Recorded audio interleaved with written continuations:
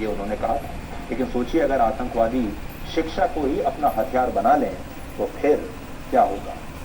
NIA ने पुणे शहर से एक 43 वर्ष के व्यक्ति को गिरफ्तार किया है, जिस पर यह आरोप है कि वो आतंकवादी संगठन आईएसआईएस का एक हैंडलर है और भारत के भटके हुए युवाओं को जिहाद के नाम पर गुमराह करके उन्हें आईएसआईएस में भर्ती कराने का बिजनेस मॉडल चला रहा था। और जब यह व्यक्ति गिरफ्तार हुआ तो पुणे शहर के बहुत सारे लोग इस बात पर उन्हें यकीन नहीं हो रहा कि इसकी वजह यह है कि ये कोई मामूली व्यक्ति नहीं था, बल्कि ये पुणे के सबसे मशहूर डॉक्टर्स में से एक था।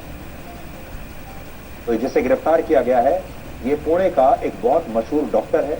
इस डॉक्टर का नाम है अदनान अली, जिसने डॉक्टर ऑफ मेडिसिन की पढ़ाई की है और 18 अलग अलग पब्लिकेशंस में इस डॉक्टर के रिसर्च पेपर्स प्रकाशित हो चुके हैं। और पुणे के बहुत सारे लोग इस व्यक्ति को डॉक्टर साहब कहकर पूरे सम्मान के साथ मिलते हैं। लेकिन हकीकत में ये व्यक्ति एक डॉक्टर का जीवन जीते हुए आईएसआईएस के लिए आतंकवादियों की नई फौज तैयार कर रहा था और ये लोगों को पिछले 18 वर्षों से इसी तरह धोखा देने का काम कर रहा था। यानी सोचिए, 18 वर्षों से ये आदमी आतंकवादी है और किसी को पता तक नहीं चला। एनआईए ने इस मामले में 4 और लोगों को गिरफ्तार किया है और ये लोग भी इसी डॉक्टर की तरह बहुत ही पढ़े लिखे हैं।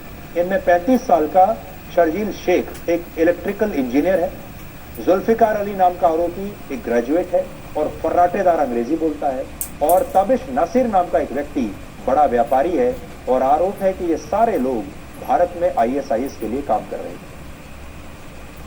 लेकिन लोग इन्हें सम्मान की दृष्टि से देखते हैं, कोई इन्हें डॉक्टर, इंजीनियर और बिजनेसमैन के रूप में जानता है।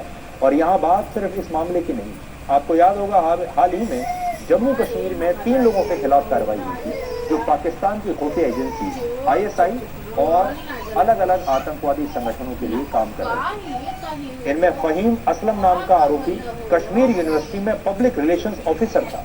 एम हुसैन मीर जम्मू कश्मीर के रेवेन्यू डिपार्टमेंट में काम करता था और अरशद अहमद जम्मू कश्मीर पुलिस में एक कांस्टेबल था। सोचिए, सब सरकारी पदों पर हैं, कोई पुलिस में है, कोई यूनिवर्सिटी में है, सब पढ़े लिखे लोग हैं और ये सारे लोग असल में आतंकवादी थे और आतंकवादियों से मिले हुए थे। अब सोचिए, जम्मू कश्मीर पुलिस में अगर पुलिस वाला ही आतंकवादियों से मिला होगा तो क्या होगा।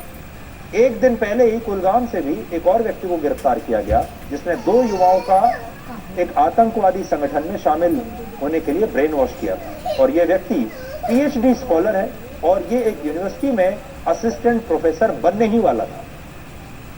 यानी ये जो आतंकवादी हैं, इन लोगों ने अब शिक्षा को ही अपना हथियार बना लिया है। अब पढ़े लिखे लोग जो दुनिया की बेहतरीन स्कूलों में, कॉलेजों में पढ़े हैं, अच्छे पदों पर बैठे हुए हैं, कोई डॉक्टर है, कोई इंजीनियर है, कोई प्रोफेसर है, कोई पुलिस में है, ये सारे लोग अब आतंकवादियों के साथ मिले हुए हैं। और हमारे समाज में अब आप सोच सकते हैं कि ये इनकी जो पहुंच है वो कितनी गहराई तक है, इनका नेटवर्क कितना शक्तिशाली हो चुका है। दुनिया में अशिक्षित और गरीब युवाओं को आतंकवादी बनाने वाले खूंखार आतंकवादी अब बहुत पढ़ लिख रहे हैं।